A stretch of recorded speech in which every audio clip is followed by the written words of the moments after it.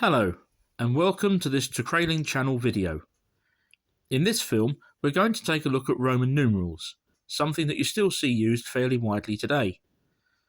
The Roman numbering system was very different to ours, but it's handy to have a basic knowledge of how the system works, particularly if you're studying old documents, memorials, churches, tombs, and the like. Let's start with a Roman numeral clock face, something we're all familiar with seeing, and look at each of these 12 digits in closer detail. The Roman symbol for a number 1 is simply an I. So if you want to write 2, you put II, and for 3, you would write III.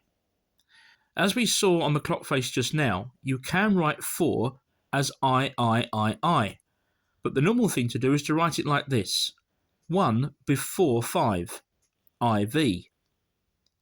5 is then V on its own, and to do a number 6, you simply do V with 1 after it, and go again. 7 would be VII,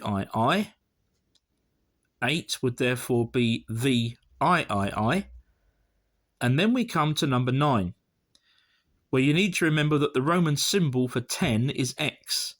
So in the same way as we saw just now, 9 is 1 before X, IX. 10 is then obviously X on its own, and we go again. 11 is XI, and 12 is XII. Now let's look at some of the other numbers and letters that you need to recognise. The number for 50 is L, a tricky one to remember, but for dating purposes try and think of it as half a century. The symbol for 100 is C, so that always makes me think of century. The next number is also a bit tricky. 500 is D, but I try and think of that as half of a millennium. The Roman letter for 1,000 is M. So again, millennium. It makes sense. So let's apply what we've just looked at to a basic year. One where we don't have to put any particular numerals in front of others. 2023.